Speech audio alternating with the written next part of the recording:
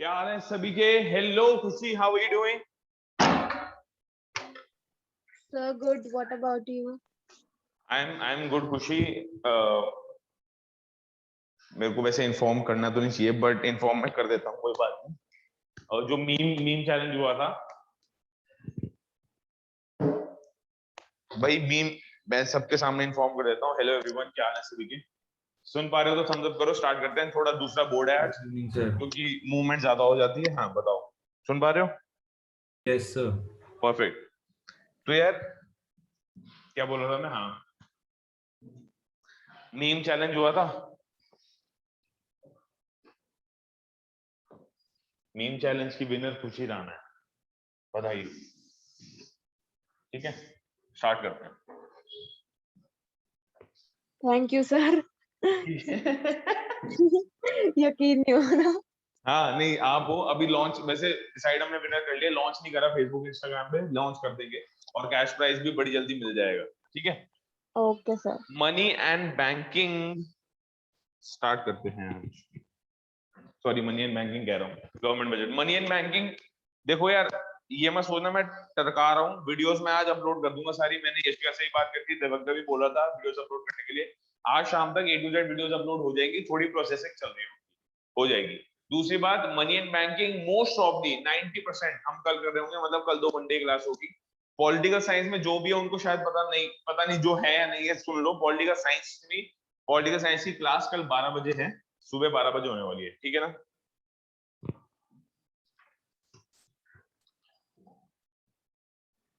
We started with asset and liability,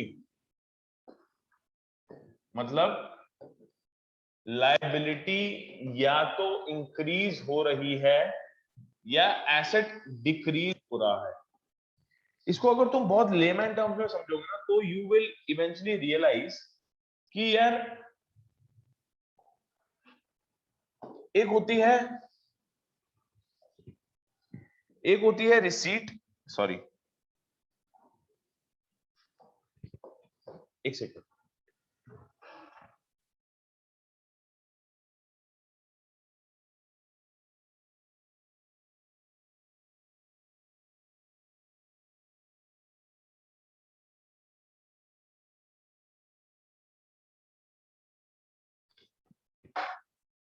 हाँ जी, sorry. अरे यार, एक होती है रिसीट, सुन पा रहे हो? Yes, sir. एक होती है रिसीट और एक होता है एक्सपेंडिचर। ये हमने बात समझ ली। रिसीट जो आया, देखो एक जनरल रूल है गवर्नमेंट बजट को, अगर तुम परे भी छोड़ दोगे, एक जनरल रूल है। तुम्हारे पास कोई चीज आती कैसे है? कभी भी कोई चीज आती है, या तो तुम, बहुत ही अकाउंटिंग टर्म में बता रहा हूं, या तो तुम कोई ना कोई एसेट बेच रहे होते हो, या लायबिलिटीज तुम्हारी इंक्रीज हो रही होती है। जैसे हमने लोन का बिल्कुल बेसिकली लोन का एग्जांपल लिया था। एक्सपेंडिचर में उल्टा हो रहा होता है। एक्सपेंडिचर में उल्टा होता है। एक्सपेंडिचर मतलब तुम खर्चा कर रहे हो। अरे ध्यान से समझो, तुम कभी भी ब्रेड खरीदने गए, फर्नीचर खरीदने गए, स्कूटर खरीदने गए, गाड़ी खरीदने गए, कुछ भी खरीदने गए, तुमने इनडायरेक्टली और डायरेक्टली एसेट परचेज किया होगा। फॉर एग्जांपल, तुम गए परचेज करने, तुमने कहा ठीक है जी, मेरी एक्सपेंडिचर हो रहा है परचेज करने में। क्या परचेज करने में? कोई ना कोई एसेट परचेज करने में। एक्सपेंडिचर का केस होता है, एक्सपेंडिचर लिख लो, एक्सपेंडिचर केस। अभी वैसे एक्सपेंडिचर पे हम आए नहीं है, पर समझाऊंगा तो समझ आ जाएगा। एक्सपेंडिचर केस का मतलब ये है, या तो मेरा एसेट बढ़ रहा है, ये बात अग्री करते हैं। एक्सपेंडिचर मतलब स्पेंड करना। When you are spending something, तुम अपना एसेट इंक्रीज कर रहे हो, क्योंकि तुमने मनी किसी को दिया और तुम्हारे पास पोजेशन किस चीज का आ गया? एसेट का। पहली बात तो ये, या तो ये हो रहा होगा। या एक्सपेंडिचर कब होता है? एक्सपेंडिचर कब होता है? फॉर एग्जांपल वही बात कि मैंने लोन ले रखा है और अब मुझे लोन वापस करना है, तो मैं अपनी लायबिलिटी डिक्रीज कर रहा हूं और मनी दे रहा हूं। मैंने बैंक से लोन ले रखा है, मैंने बैंक को मनी वापस कर दिया, तो इस केस में जो मेरी लायबिलिटी थी वो कम हुई या नहीं हुई?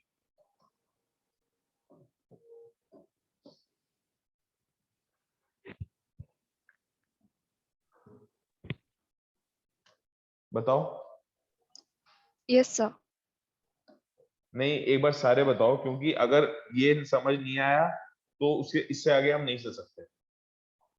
मैं तुम्हें बता देता हूं, इस पूरे चैप्टर में 4 चीजें होती हैं: revenue receipt, capital receipt, revenue expenditure, capital expenditure. Revenue capital ये सब तो बाद में पढ़ लेंगे, पहले पढ़ तो ले एक्सपेंडिचर रिसीट, इसका क्या रेलेवेंस है इस चैप्टर के अकॉर्डिंग्स में। तो हाँ जी सर आपने बोला कि लाइक अगर हम ब्रेड लेने जा रहे हैं तो एसेट इंक्रीज हो रहा है और Asset लायबिलिटी increase हो रहा है। डिक्रीज हो रही है। एक सेकंड मैं इस पॉइंट पे आ रहा हूं, 1 मिनट यशिका। पहली बात तो सबसे पहले रेवेन्यू कैपिटल ये छोड़ दो, अभी तुम ये लिखो expenditure case asset increase liability decrease. Receipt case, receipt का केस क्या होता है? एसेट डिक्रीज, इसका उल्टा होता है, बेसिकली इसका उल्टा होता है, और लायबिलिटी इंक्रीज।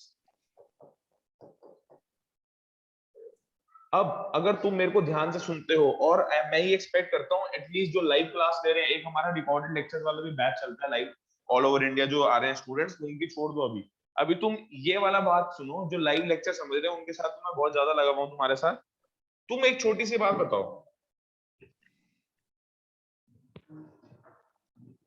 कल हमने पढ़ा था, यशिका मैं तुम्हारे जवाब का भी आंसर दे रहा हूं, asset increase and liability decrease की बात नहीं कर रहा मैं, तो यहाँ पे और बोल रहा हूँ, इन दोनों में से एक चीज हो रही होती है। Okay sir. यहाँ इन दोनों में से एक चीज हो रही होती है। Okay sir. एक बार लिख लो, आइदर और चलता है, कभी भी एंड नहीं चलता। आइदर और चलता है, कभी भी एंड नहीं चलता। एक बार इसमें किसी को डाउट है तो पूछो, क्योंकि अब मेरे सवाल आने शुरू होने वाले हैं, और मैं तुमसे सिर्फ ये नहीं पूछूंगा कि, मैं ये नहीं पूछने वाला कि रिसीट मतलब रेवेन्यू रिसीट क्या है या कैपिटल रिसीट क्या है। मैं तुमसे सिर्फ ये पूछूंगा, क्या ये रिसीट है या एक्सपेंडिचर है, बस इसका जवाब दे देना, बट लॉजिक के साथ देना। जो भी तुम लॉजिक दोगे वो इन, अब देखो 4 ऑप्शन, 4 खाने हो गए ना, एक खाना हो गया ये वाला, एक खाना हो गया ये वाला, एक हो गया ये वाला, समझ गए ना, ये 4 खाने हो गए। सिमिलरली एक खाना हो गया ये वाला, और एक खाना हो गया ये वाला। तो खाना मतलब बॉक्स, या बोल सकते हो किस चीज में फॉल करेगा। अब फॉर एग्जांपल मैं बोल देता हूं तुम्हें कि बहुत ही सिंपल एग्जांपल है, मैंने लोन लिया बैंक से, गवर्नमेंट छोड़ दो, मैंने लोन लिया बैंक से, जल्दी बताओ रिसीट है या एक्सपेंडिचर है, जल्दी बताओ। सर किसके पर्सपेक्टिव से गोकुल बताना है? चावड़ा इंडिविजुअल, गवर्नमेंट को भूल जाओ, मैंने लोन लिया बैंक से, मेरे पर्सपेक्टिव से। वेरी गुड क्वेश्चन, जिसने भी पूछा बहुत अच्छा क्वेश्चन है। मेरे पर्सपेक्टिव से, ये बैंक के पर्सपेक्टिव से नहीं, मेरे पर्सपेक्टिव से लोन लिया मैंने। रिसीट। रिसीट है या एक्सपेंडिचर? रिसीट। रिसीव। बहुत बढ़िया। कौन से खाने में लाया कर रहा है? लायबिलिटी। Liability increases. बहुत बढ़िया, ठीक है। अब मैंने किसी को लोन दिया, मेरे पर्सपेक्टिव से, मैंने किसी को लोन दिया मेरे पर्सपेक्टिव से, रिसीट है या एक्सपेंडिचर है? रिसीप्ट। रिसीव्ड। एक्सपेंडिचर। एक्सपेंडिचर। भाई हाँ हाँ एक्सपेंडिचर सर, है। Expenditure expenditure. खर्च मैंने किया। किसी को लोन दिया, मेरा तो पैसा चला गया ना, एक्सपेंडिचर है। इन दोनों में से क्या हो रहा है, जल्दी बताओ। Asset increase. Asset increase asset होगा। इंक्रीज। क्योंकि मेरे को इन रिटर्न वापस कुछ देना है। बहुत बढ़िया, बहुत ही लेमन एग्जांपल है ये। रिसीट का केस ऐसा होता है, एक्सपेंडिचर का केस ऐसा होता है।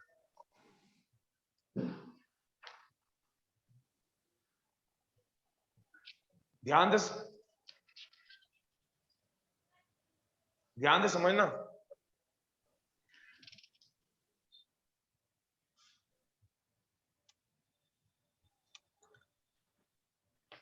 मेरा अर्थक्वेक में घर गिर गया, मुझे इंश्योरेंस का पैसा मिला, जल्दी बताओ क्या है?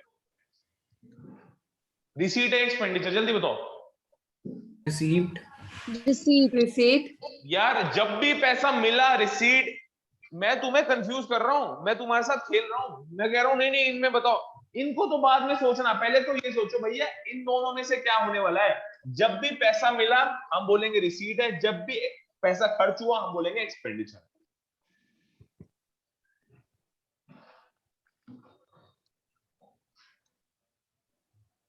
मुझे इंश्योरेंस का पैसा मिला, मुझे इंश्योरेंस का पैसा मिला, मुझे इंश्योरेंस का पैसा मिला, रिसीट है। क्या मेरा एसेट डिक्रीज हो रहा है इस केस में? हाँ या ना में Yes, जल्दी sir. जवाब देना। Yes sir. sir, Yes, sir. ठीक है, कैसे? सर घर गिर गया, एसिड सर था। आपको पैसा पैसे मिलना था ना, वो मिल मिलना था गया ना, है, कहाँ तो गया एसेट वो? डिक्रीज हो गया। नहीं क्या, नहीं पैसा कैसे मिलने था, पैसा कैसे मिलना था? सर आपका एसिड गिर गया और आपको उसके बदले में पैसे मिल गए, तो हाँ एसिड तो डिक्रीज हो गया।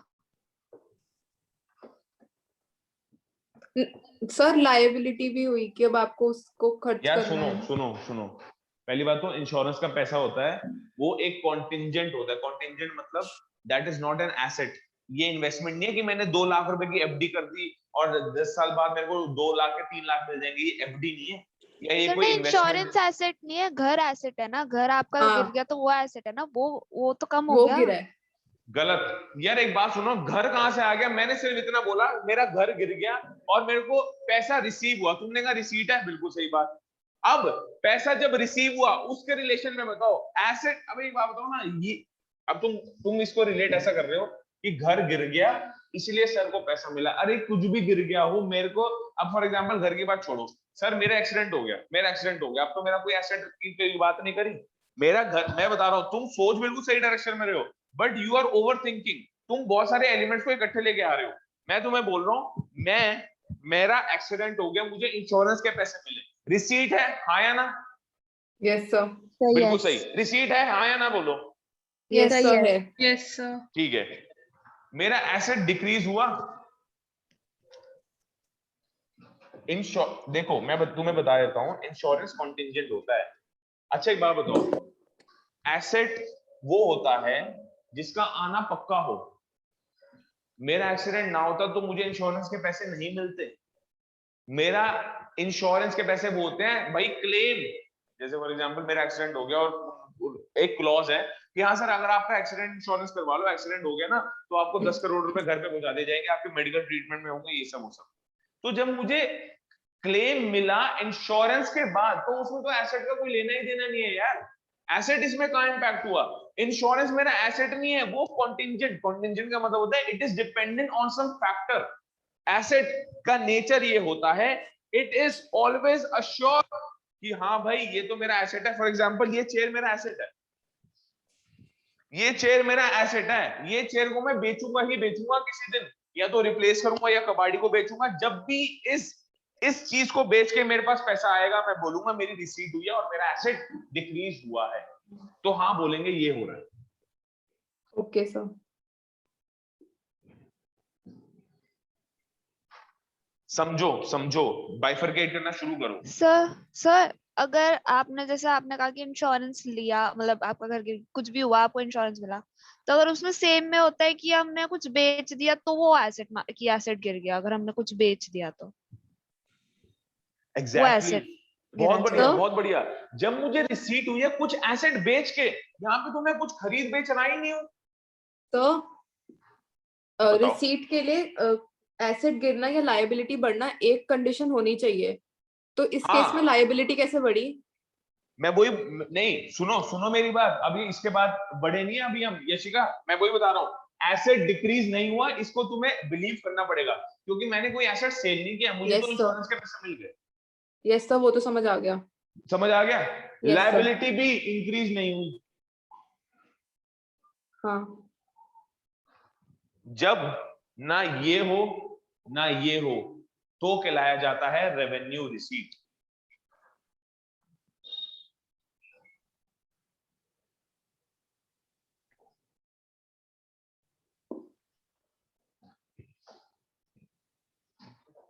चक्कर तो नहीं खा गए? आया सर, थोड़ा थोड़ा आया। हाँ सर, थोड़ा थोड़ा पूरा आया। ही। कोई बात नहीं, रुको, ऐसे बॉक्स बनाओ, लिखो रेवेन्यू, यहां लिखो कैपिटल, और ये बॉक्स तुम्हें रट्टा हुआ होना चाहिए, क्योंकि देखो यार एक सर्टेन पॉइंट तक ही समझाया जा सकता है। मैं ये नहीं बोल रहा मैं थक गया समझा के, पर मैं तुम्हें बता रहा हूं ये बॉक्स बनाने का टाइम भी बिल्कुल एप्ट है। एक रेवेन्यू एक कैपिटल। अब जल्दी बताओ यहाँ पे क्या आएगा? रिसीट। वेरी गुड, जो जिसने भी तुक्का मारा बहुत अच्छा मारा। और यहाँ क्या और आएगा? तुक्का नहीं था, दूसरे में एक्सपेंडिचर। वही ना, कॉम्बिनेशन बना रहे हैं ना, हमने बात करी ना, we are going to study four major things in this chapter. 1 2 3 4.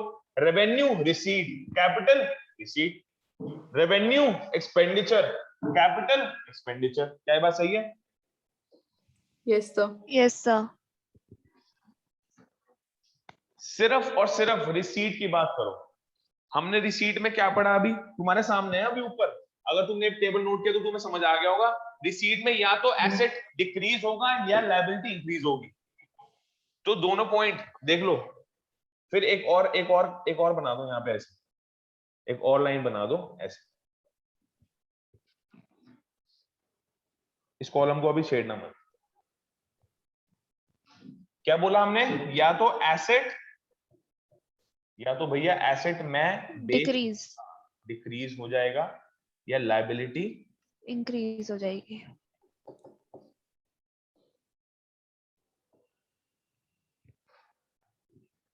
अब रिसीट तो यहां भी यही आएगा। अभी तुम्हें लॉजिक समझाता हूं। तुम कहोगे सर रेवेन्यू रिसीट में भी ये लिख दिया, कैपिटल रिसीट में भी लिख दिया। नहीं, सेम नहीं लिखा। अभी ये छोड़ रखा है मैंने।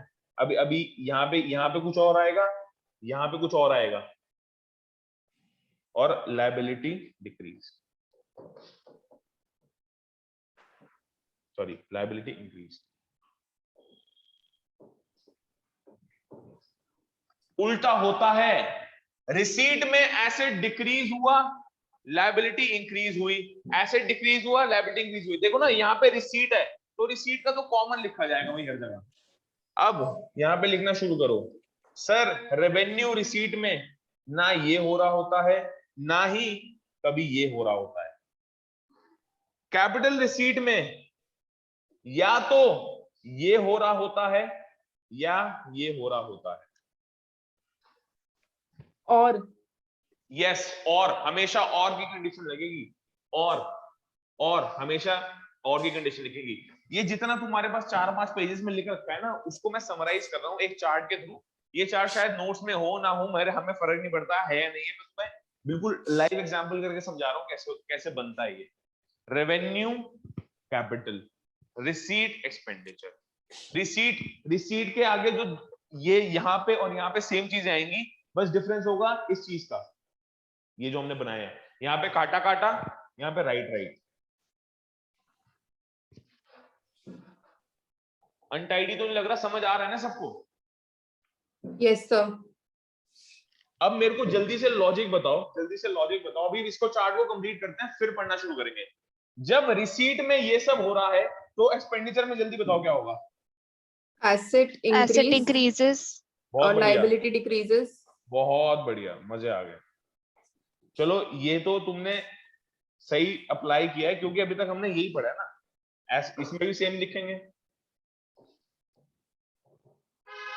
और जल्दी बताओ, काटा क्रॉस का कुछ बता सकते हो क्या?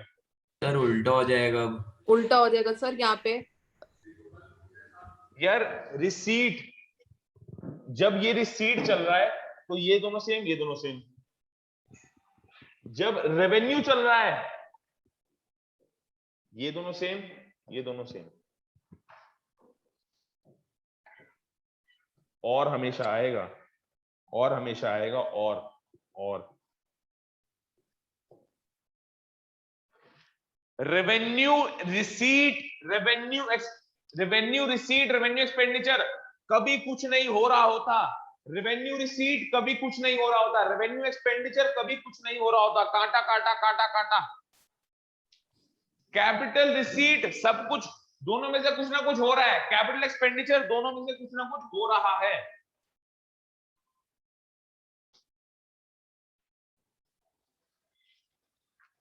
अब जो धाकड़ क्वेश्चन आने वाले हैं ना, मजा आ जाएगा।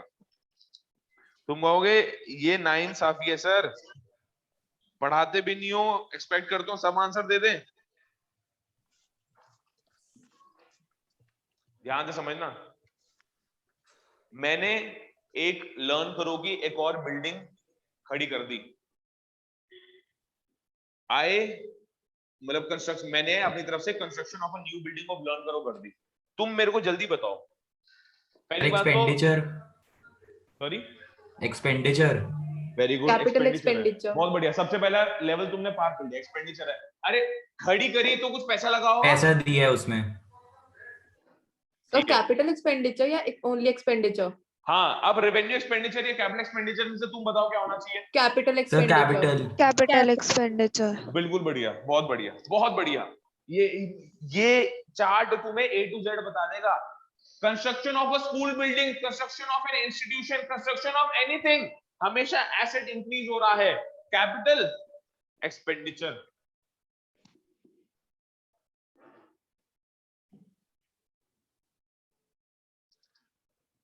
₹20,000 paid to Khushi Rana on being the winner of meme challenge by me। मेरे पर्सपेक्टिव से जल्दी बताओ। Receipt, expenditure. एक्सपेंडिचर। बहुत बढ़िया। अब रेवेन्यू। रेवेन्यू। रेवेन्यू। रेवेन्यू। बहुत बढ़िया, क्यों? सर क्योंकि सर ना एसेट कैपिटल। इंक्रीज हो रहा है और ना लायबिलिटी डिक्रीज हो रही है। हाँ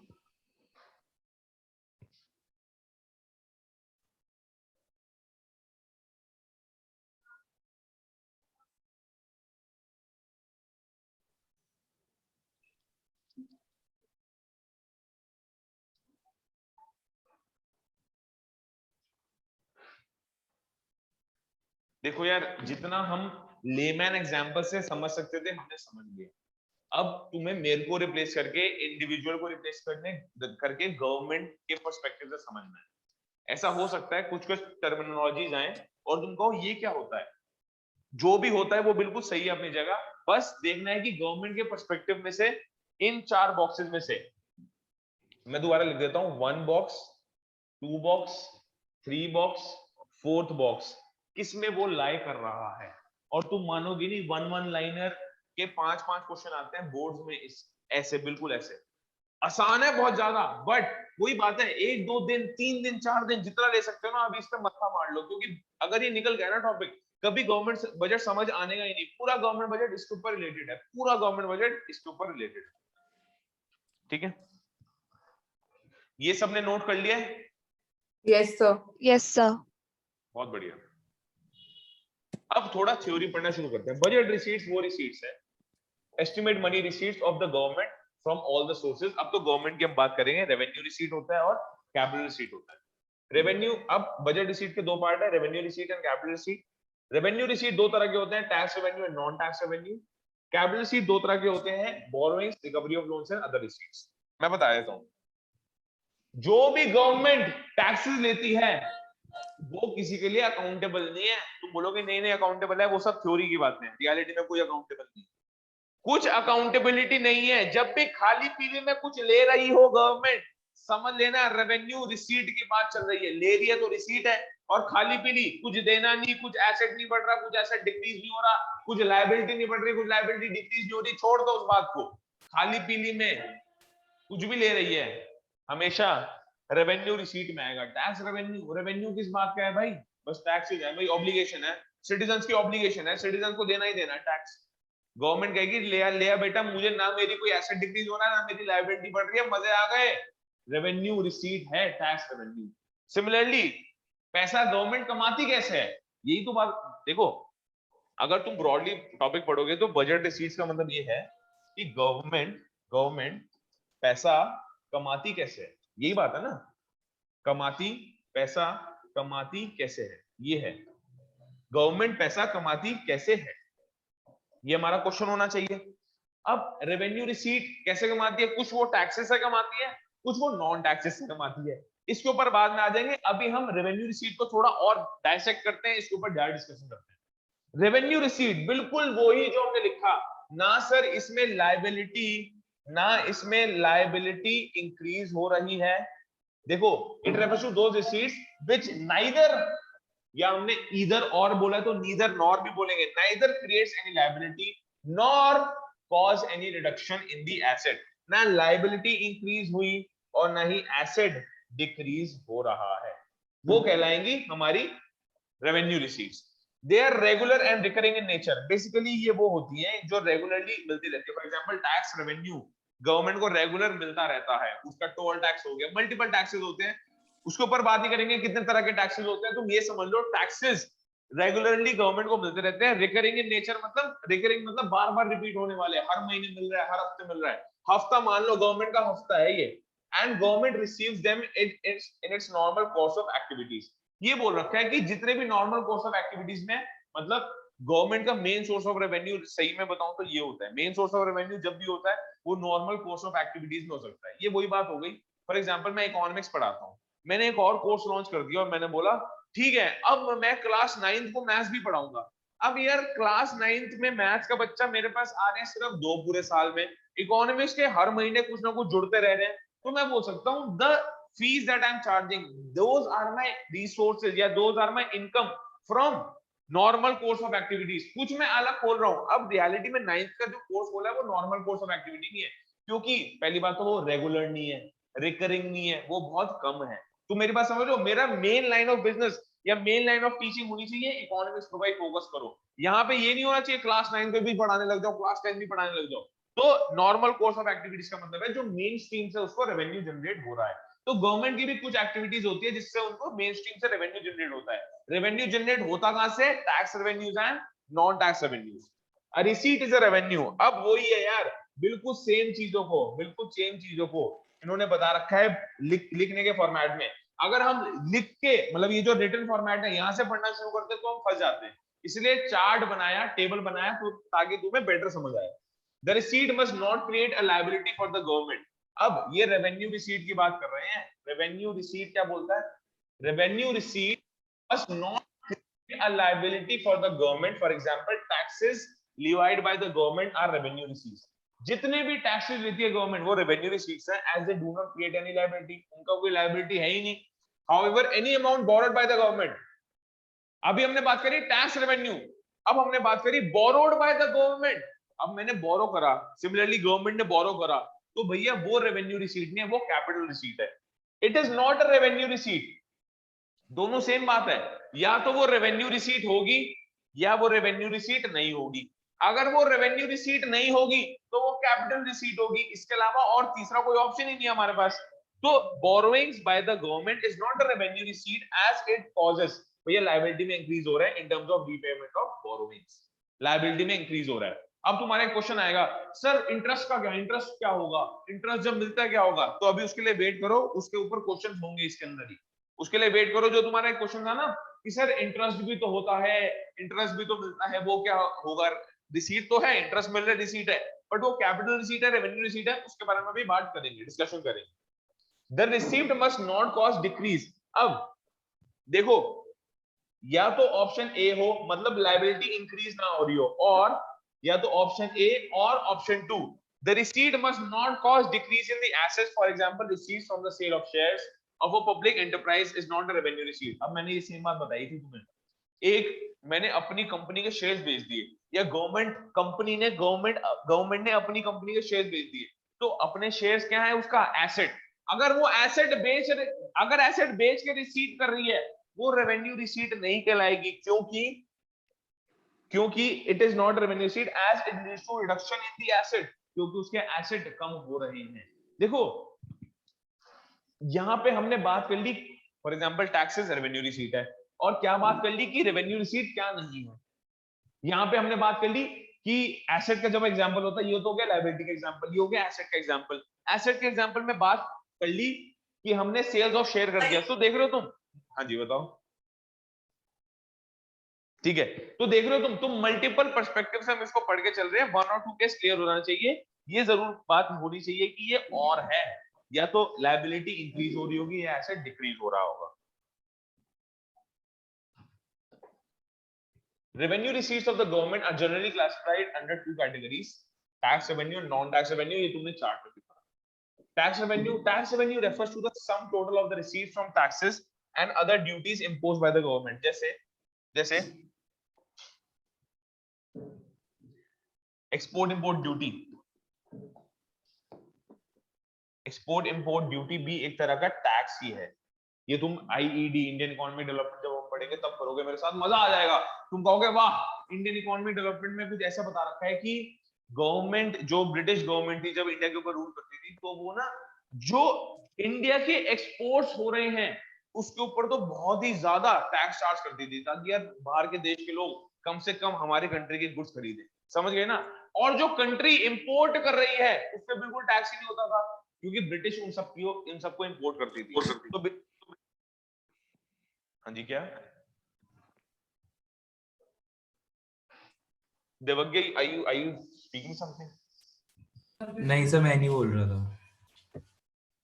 तो बेसिकली बात ये है कि ड्यूटीज गवर्नमेंट इंपोज करती है, उसके ऊपर डिपेंड करता है एक्सपोर्ट इंपोर्ट खेल कैसे रहे हैं। ये हम बीओपी में चैप्टर में पढ़ेंगे और इंडियन इकोनॉमी डेवलपमेंट में पढ़ेंगे। It is compulsory payment made by people and companies to the government without reference to any direct benefit in return. मतलब ये जो टैक्स का डेफिनेशन बोल रहा है बेसिकली, ये एक कंपल्सरी पेमेंट है, गारंटीड पे करना ही करना है, पेमेंट के बिना तुम नहीं छूट सकते। It is a compulsory payment made by companies and people to the government without reference to any direct benefit। अब वही बात, सर इनडायरेक्टली तो वो लायबल है, नहीं इनडायरेक्टली की मैं मान रहा हूँ, बिल्कुल पॉइंट से एग्री हूँ, बट यहाँ पे डायरेक्ट बेनिफिट की बात कर रहे हैं, कोई डायरेक्ट बेनिफिट इन रिटर्न नहीं हो रहा। It means there are two aspects of taxes. First tax, अब इस पूरी डेफिनेशन के थ्रू हमने 2-4 कंक्लूजन निकाले, उसके बारे में पढ़ते हैं। फर्स्ट कंक्लूजन ये निकाला कि एक कंपल्सरी पेमेंट है, no one can refuse to pay it. Tax कोई, अब तुम बोलोगे इतनी प्यारी सी बात इतने छोटे शब्दों में लिख दी, इसका कोई रेफरेंस है? हाँ ये रेफरेंस है। अगर तो तुमसे पूछे ना टैक्स रेवेन्यू और नॉन टैक्स रेवेन्यू में, तुम्हें कोई पूछे भैया non tax revenue versus tax revenue लिख के आओ एग्जाम में, तो तुम ये पूरा स्ट्रक्चर लिख के आओगे ऐसे के ऐसा, हर पॉइंट लिख के आना है। हाँ हम ये बोल सकते हैं टैक्स एक कंपल्सरी पेमेंट है, no one can refuse to pay it, कोई उससे बच नहीं सकता। पर क्या ऐसा होता है, लोग बचते हैं नहीं बचते? जल्दी बताओ हाँ या ना। Yes sir. Yes sir. एक टीचर है सहारनपुर में, वो कहते हैं कि बहुत सारे हैं वैसे तो, वो कहते हैं कि वो करो टैक्स सबको देना चाहिए, टैक्स चोरी नहीं करनी चाहिए। तो फिर मेरे को कोई स्टूडेंट आके बता रहा था कि वो तो ऐसे बोल रहे हैं कि टैक्स देना चाहिए सबको। तो फिर मैंने बोला कि उनसे जाके पूछो वो कितना टैक्स देती है पूरे साल में। तो practice what you preach, practice what you preach. ये बात बिल्कुल ट्रू है नहीं है? हम तो बोलते नहीं टैक्स देना चाहिए, देश का भला होगा। तुम्हारे घर वाले पूरा टैक्स देते हैं, तुम्हारे घर वाले अगर पूरा टैक्स देने लग जाएंगे तो जितना है तुम्हारे पास उतना भी तुम अफोर्ड नहीं कर पाओगे। फैक्ट बात है, टैक्स कंपलसरी है, सबको पे करना है, पर ऐसा रियलिटी में ये ऑन पेपर तो है बट नहीं होता, पर हम मान के चलते हैं चलो होगा। Tax receipts are spent by the government for common benefit of people in the country. हाँ गवर्नमेंट कहती है हम तो common benefits of the government, roads बनाएंगे, पार्क्स बनाएंगे और पब्लिक वेलफेयर करेंगे। A taxpayer cannot expect that the tax amount will be used for his direct benefit। आपको क्या पता आपका टैक्स कहाँ यूज हो रहा है? आपको तो बस ये पता हाँ हाँ हमने तो टैक्स दे दिया जी। टैक्स कोई खुशी खुशी थोड़ा ना देता है, टैक्स तो मजबूरन में दिया जाता है। इसलिए दिया जाता है क्योंकि कोई डायरेक्ट बेनिफिट, कोई अकाउंटेबिलिटी नहीं है। हमें पता नहीं कि जो हम टैक्स दे रहे हैं वो हमारे बेनिफिट के लिए यूज हो भी रहा है या नहीं हो रहा है, राइट। फिर टैक्स रेवेन्यू की अगर बात करें, देखो ये भी हम टैक्स रेवेन्यू कर रहे हैं, सिर्फ ये स्ट्रक्चर तुम्हें समझ आ रहा है ना। रेवेन्यू रिसीट के दो बाइफर्केशन होते हैं, यहाँ पे हमने पढ़ा था। रेवेन्यू रिसीट के दो बाइफर्केशन होते हैं या दो तरह के होते हैं, एक होता है टैक्स रेवेन्यू, एक होता है non tax revenue. Tax revenue के ऊपर हम डिटेल डिस्कशन अभी हम चालू कर रहे हैं। टैक्स रेवेन्यू भी दो तरह के हो सकते हैं, डायरेक्ट टैक्सेस और इनडायरेक्ट टैक्सेस। बहुत ही इजी है, बहुत ही सिंपल है। अब मेन कॉन्सेप्ट्स आने शुरू हो जाएंगे। देखो एक ब्रॉड कॉन्सेप्ट के ऊपर छोटे छोटे कॉन्सेप्ट दे रखे हैं, सारे इंपॉर्टेंट है और हमें करने ही करने हैं। सबसे पहले है डायरेक्ट टैक्स। डायरेक्ट टैक्स वो होता है जिसका बर्डन कंज्यूमर से या टैक्स पेयर से शिफ्ट नहीं हो सकता, जैसे इनकम टैक्स। तुमने जितनी इनकम कमाई तुम्हें उतना टैक्स देना पड़ेगा। Can you shift your burden of paying tax to somebody else? The answer is no.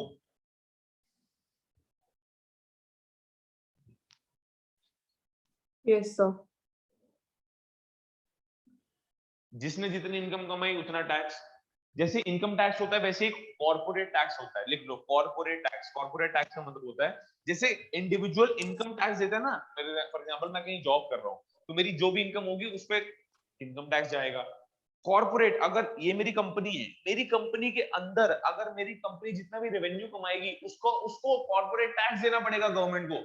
Individual tax को बोलते हैं income tax, individual earnings, income tax, earnings के ऊपर टैक्स लग रहा है। कॉर्पोरेट टैक्स में कॉर्पोरेट अर्निंग्स के ऊपर लगता है कॉर्पोरेट टैक्स, देते ही हम सारा गवर्नमेंट को ही है और कोई अथॉरिटी नहीं है। डायरेक्ट टैक्स वो टैक्स है जिसका बर्डन शिफ्ट नहीं हो सकता। It refers to the taxes that are imposed on property and income of individuals. बहुत बढ़िया, जैसे इनकम टैक्स, प्रॉपर्टी टैक्स, ये प्रॉपर्टी और इनकम ऑफ द इंडिविजुअल्स के ऊपर लगता है and companies and their burden can not be shifted on the other person और एंटिटी। किसी और के ऊपर तुम ये नहीं बोल सकते कि कोई बात नहीं सर आप मेरा टैक्स दे दो, कैसे दे दूं भाई? और मैं I am not even legally bound, मैं कभी लीगली दे ही नहीं सकता, इलीगली तो मैं दे सकता हूं कोई बात नहीं तेरा टैक्स है ये ले। लीगली या डायरेक्टली मैं गवर्नमेंट को ही नहीं बोल सकता हाँ हाँ खुशी राणा का इतना टैक्स हो रहा है सर मैं पे कर देता हूं, दीपक का इतना टैक्स है अपना यशिका पे कर देती है, ऐसा कभी नहीं हो सकता। They are imposed on individuals and companies and their monetary burden is borne by those on whom they are levied. Levied का मतलब होता है, मतलब गवर्नमेंट ने बोला कि हाँ भाई इसको टैक्स देना है तो इसको ही देना है। Levied मतलब imposed, आपके ऊपर बोल दिया ना कि गवर्नमेंट ने आपके ऊपर कह दिया कि गवर्नमेंट बोल दिया कि अब आप 18 प्लस हो गए सर टैक्स देना शुरू करो, तो आपको टैक्स देना है और कोई आपके बजाय टैक्स नहीं दे सकता। The liability to pay, बहुत बढ़िया, liability to pay का मतलब क्या है? अब तुम्हारे ऊपर गवर्नमेंट ने बोल दिया हाँ सर आपको तो टैक्स देना है साल का इतना, तुम्हारी एक लायबिलिटी बन चुकी है। The liability to pay the tax and the actual burden of the tax lie on the same person, that is is burden can not be shifted to others. Same line को multiple बार repeat कर रखा है ताकि थोड़ा सा समझ आ जाए, डिफरेंट लैंग्वेजेस है और कुछ नहीं है, और आंसर को इलैबोरेट करने का एक फॉर्मेट है। Liability to pay the tax and actual burden.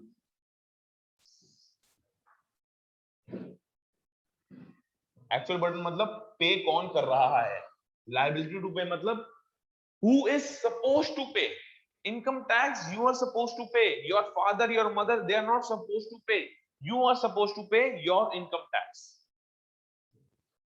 and you have, तुम्हारे ऊपर लायबिलिटी आ गई पे करने की, और बर्डन मतलब आखिर में एंड में पे कौन कर रहा है, तुम ही कर रहे हो और कोई नहीं कर रहा है। It can not be shifted to others. Example income tax, corporate tax, interest tax, wealth tax, death duty, capital gains tax etcetera. इनको समझने की इतनी ज्यादा डिटेल में जरूरत है नहीं अपने को। Income tax, corporate tax, interest tax ये भी कर जाओगे, मोर देन इनफ है। इनडायरेक्ट टैक्सेस पे आते हैं। ये वो टैक्सेस हैं विच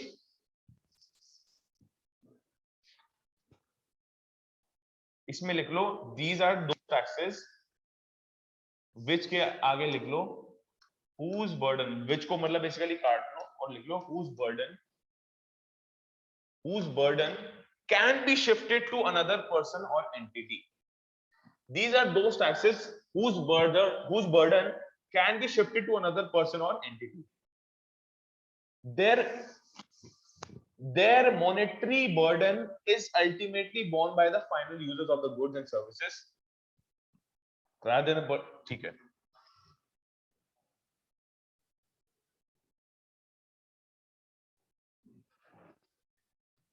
इसका एक एग्जांपल लिखो, जैसे इनडायरेक्ट टैक्स जहां शुरू हो रहा है ना उसके बराबर में लिख लो जीएसटी।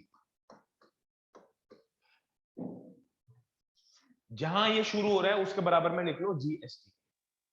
सर इनडायरेक्ट टैक्स का एग्जांपल है जीएसटी। जीएसटी सही बताऊं इंडिया में इकलौता एग्जांपल है इनडायरेक्ट टैक्स का। हाँ एग्जांपल है, जो अगर आप पूछ रहे हो कि जीएसटी एग्जांपल है इनडायरेक्ट टैक्स का, यस। तो सर पहले तो जैसे वैट Okay, होता sir. होगा, फिर सॉरी इससे जीएसटी से पहले तो वैट होगा एग्जांपल इसका। मेरे को समझ नहीं आ रहा क्या बोल रहे हो सर जीएसटी से पहले इसका एग्जांपल तो वैट होगा ना फिर। हाँ मैं वही बता रहा हूँ। फॉर एग्जांपल जीएसटी अभी नया आया है, सबसे पहले था VAT, excise duty, multiple duties थी, उन सबको सबस्यूम करके मतलब उन सबको इकट्ठा करके एक टैक्स लगा दिया GST, one nation one tax GST. These are those taxes which can be shifted to another, these are those taxes whose burden can be shifted to another person or entity. Their monetary burden is ultimately borne on the final users of goods and services. At the end of the day, जो तुम good खरीद रहे हो, औरा पे जाके consume कर रहे हो, ब्रेड खरीद रहे हो, मोबाइल खरीद रहे हो, उसका जीएसटी दुकानदार नहीं पे कर रहा, तुम पे कर रहे हो। These are levied on goods and services. जो भी तुम goods and services खरीदते हो वो तुम उसके ऊपर टैक्स जो देते हो उसको बोलते हो GST, rather than any person on whom the tax is divide. ये वो नहीं है तुमने इनकम कमाई तो सर जीएसटी दो, ये तो इनकम के ऊपर लगता ही नहीं, पर्सन के ऊपर लगता ही नहीं, प्रॉपर्टी के ऊपर लगता ही नहीं, ये तो सिर्फ गुड्स एंड सर्विसेज के ऊपर लगता है। प्रॉपर्टी के ऊपर, कॉर्पोरेट के ऊपर, इंडिविजुअल के ऊपर, उस इंडिविजुअल की इनकम के ऊपर लगता है डायरेक्ट टैक्स। इनडायरेक्ट टैक्स सिर्फ और सिर्फ गुड्स एंड सर्विसेज के ऊपर लगता है। They are imposed on goods and services, their liability to pay. अब बिल्कुल सेम पॉइंट जो पिछले वाला है, बस बात इतनी सी होगी कि लायबिलिटी टू पे किसकी जिम्मेदारी है पे करने की, और जो एक्चुअली में पे कर रहा है is on different persons, that is its burden can be shifted to others। इसका बर्डन इनडायरेक्टली और डायरेक्टली शिफ्ट हो सकता है। फॉर एग्जांपल तुम ब्रेड लेने गए तो तुम्हें टैक्स पे करने लगा, तुम्हें टैक्स पे करना पड़ा। फॉर एग्जांपल तुम ना जाते, तुम्हारा पड़ोसी जाता तो उसको टैक्स पे करना पड़ता। समझ रहे हो? Liability eight the end of the day किसकी है? दुकानदार की है भैया। बस आज के लिए हम इतने रखेंगे, क्योंकि अब मैं समझाऊंगा तो तुम कंफ्यूज हो जाओ। सर एक चीज पूछनी है सर, जैसे अभी आपने इसमें बोला कि अगर जैसे मोबाइल लेने कोई जाएगा तो वो जीएसटी जो बेच रहा है वो जीएसटी नहीं देगा। मैं आपको वही बता रहा हूं, देखो देवज्ञ वेरी गुड क्वेश्चन, और मैं यही एक्सपेक्ट कर रहा था कि तुम पूछो। जीएसटी अपने आप में एक समुंदर है, ये इंट्रोड्यूस हुआ था तुम्हारे सीनियर बैच में, तुम्हारे बैच में भी है, तुम्हारे बैच तुम्हारे कोर्स में है ये। अब मैं ये नहीं बोलूंगा नहीं जीएसटी छोड़ दो, अभी के लिए रट लो। सबसे पहले जीएसटी डिस्कस करेंगे, जैसे जैसे बीच बीच में छोटे छोटे टॉपिक्स आते जा रहे हैं। ये छोटा नहीं है, एक पूरी क्लास का है, पर कोई बात नहीं, हम नेक्स्ट क्लास गवर्नमेंट बजट की जो भी होगी सबसे पहले जीएसटी डिस्कस करेंगे। अभी के लिए हमने इतना पढ़ लिया, इनडायरेक्ट टैक्स सिर्फ जीएसटी है अभी हमारे कोर्स में। जीएसटी बहुत बड़ा समुंदर है, इसको समझने के लिए थोड़ा सा पेशेंस चाहिए, और समझने के मतलब ये इम्पोज कैसे होता है, जीएसटी का पूरा मैकेनिज्म क्या है, गवर्नमेंट जीएसटी लेके कैसे आई, और आजकल जीएसटी की हालत क्या है, जीएसटी आने से पॉजिटिव इंपैक्ट हुआ है, नेगेटिव इंपैक्ट हुआ है, गवर्नमेंट का रेवेन्यू बढ़ा है, क्या हुआ है। फिर एक बहुत बड़ी स्टेटमेंट ये है, पहली बात ये बात तो हमें समझ आ गई थी डायरेक्ट टैक्स पे कि हाँ लायबिलिटी टू पे an actual burden can not be shifted, ये तो हमें बात समझ आ गई। बट इसमें बोल दिया is on different persons that is it's burden can be shifted. तो ये थोड़ा कंफ्यूजिंग स्टेटमेंट है, ये तभी समझ आ सकती है जब हम जीएसटी का मैकेनिज्म पूरा पढ़ेंगे, वो हम पढ़ेंगे नेक्स्ट क्लास में। और बताओ, मोस्ट प्रॉब्ली कल हमारी मनी बैंकिंग होगी, अगर वो इनकेस नहीं होती तो कल हम जीएसटी पढ़ेंगे, गवर्नमेंट बजट का ही। अभी तो मान लो गवर्नमेंट बजट का ही पार्ट है, क्योंकि जैसे जैसे टॉपिक इंट्रोड्यूस होते जा रहा है वैसे वैसे पढ़ते जा रहे हैं।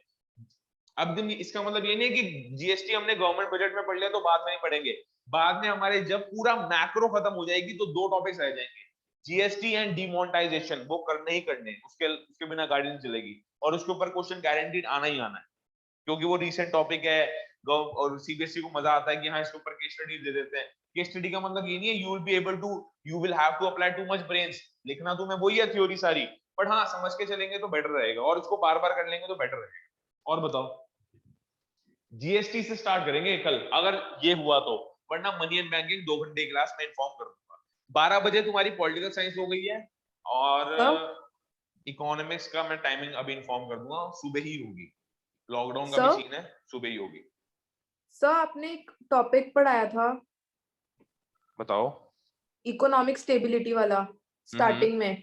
हाँ एक सर उसमें इन्फ्लेशन में आपने बताया था कि गवर्नमेंट अगर स्पेंड करेगी तो इन्फ्लेशन बढ़ता है ना? हाँ जी बढ़ता है। हाँ सर, वो कंफर्म करना था बस। गवर्नमेंट जब भी एक्सपेंडिचर करती है वो क्या बोलती है, whenever government is spending, the government is increasing the purchasing power of the people। इसको तुम्हें ये लॉजिक पता होना चाहिए। अच्छी बात है तुमने पूछ लिया, दोबारा कोई भी कंफ्यूजन ऐसे पूछ लिया करो। परचेजिंग पावर इंक्रीज हो रही है, परचेजिंग पावर इंक्रीज होने का मतलब ये है मार्केट में डिमांड भी इंक्रीज हो रही है, मार्केट में डिमांड भी इंक्रीज हो रही है। पर यार जरूरी नहीं है डिमांड इंक्रीज हो तो सप्लाई भी उसी लेवल पे इंक्रीज हो रही हो। तो हम मान के चलते हैं जब डिमांड इंक्रीज हो रही है ना, सप्लाई भी इंक्रीज हो रही होगी, बट उतनी नहीं कि जितनी डिमांड इंक्रीज हो रही है। तो कुछ ऐसा लेवल आ जाता है जिसमें जो डिमांड का लेवल है वो ग्रेटर देन सप्लाई हो जाता है। जब भी डिमांड ग्रेटर देन सप्लाई होगी हमेशा प्राइस राइज होंगे। प्राइस राइज का मतलब क्या होता है? इन्फ्लेशन। तुम्हें ऐसे डॉट्स को कनेक्ट करना आना चाहिए, क्योंकि इकोनॉमिक्स के स्टूडेंट हो ना। परचेजिंग पावर से डिमांड बढ़ रही है, डिमांड उतनी बहुत ज्यादा बढ़ रही है, सप्लाई उतनी ज्यादा नहीं बढ़ रही।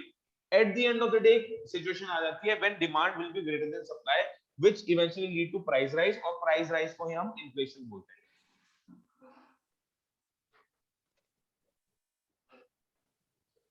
Okay, so thank you. सुनो, कैसा चल रहा है लाइफ कैसे चल रही है अभी वैसे? Sorry sir. लाइफ कैसे चल रही है थोड़ी बताओ. बोरिंग परेशानी. बोरिंग सर सीरियसली बहुत busy. मजा नहीं आ रहा क्या लाइफ में? ना सर. और गुनगुन आई थी ना, वैसे गुनगुन कहाँ चली गई? अच्छा मेरे ख्याल से उसकी क्लास हो गई. हाँ अच्छा बोरिंग चल रही है. चलो यार देखते हैं, अब भगवान से प्रे कर सकते हैं नॉर्मल हो जाए, वरना अभी बुलाने वाली स्थिति सही बताऊं लग नहीं रही. और जिस दिन बुलाने वाली स्थिति होगी सबसे पहले तुम सब यहाँ बैठे होगे, चाहे वो पॉलिटिकल साइंस हो, चाहे वो लीगल स्टडीज हो, चाहे वो इकोनॉमिक्स हो, यू नेम एनी सब्जेक्ट, सबसे पहले तुम यहीं पे बैठे हो. ठीक है मिलते हैं फिर. ओके सर नेक्स्ट क्लास का लिंक. आज है वो ना, अब Yes, मैं अभी भेज देता हूँ. एक पहली बात तो जो भी अभी जुड़ा हुआ है, दिव्यांशी, देवके, गुनगुन, सारे लिंक सेम है, रिकरिंग है मीटिंग सारी. Okay sir.